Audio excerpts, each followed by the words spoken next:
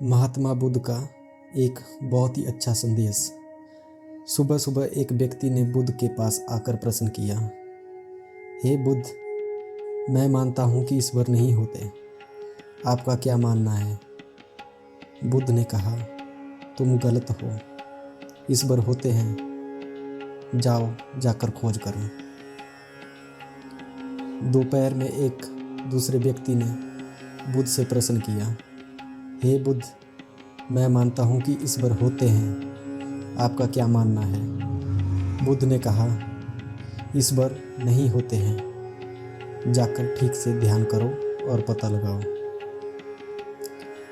शाम के समय तीसरा व्यक्ति आकर बुद्ध से बोला, हे बुद्ध, क्या आप मुझे बता सकते हैं ईश्वर होते हैं या नहीं?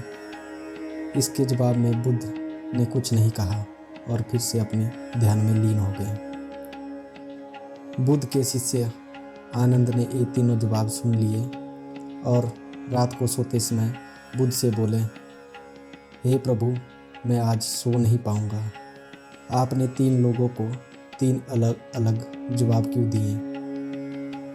बुद्ध ने कहा, ये जवाब मैंने उन्हें दिए हैं, उन लोगों को दिए थे, फिर तुम क्यों परेशान हो रहे हो? आनंद ने कहा, फिर भी मैं जानना चाहता हूँ, आपने ऐसा क्यों किया? बुद्ध ने कहा, सुबह जो व्यक्ति आया था उसने बिना खोजे ही मान लिया था कि ईश्वर नहीं होते, इसलिए मैंने उससे उसके विश्वास के विरुद्ध बात कही। दोपहर में जो व्यक्ति आया था उसने बिना खोजे ही मान लिया कि ईश्वर होते हैं, इसलिए मैंने उसके विश्वास के विरुद्ध बात कही। शाम के वक्त जो व्यक्ति आया था वो खुद मेहनत नहीं करना चाहता था, बल्कि उसे सुने सुनाए उत्तर चाहिए थे, इसलिए मैं मौन हो गया ताकि वो किसी नतीजे पर ना पहुंचे और अपनी खोज शुरू करें।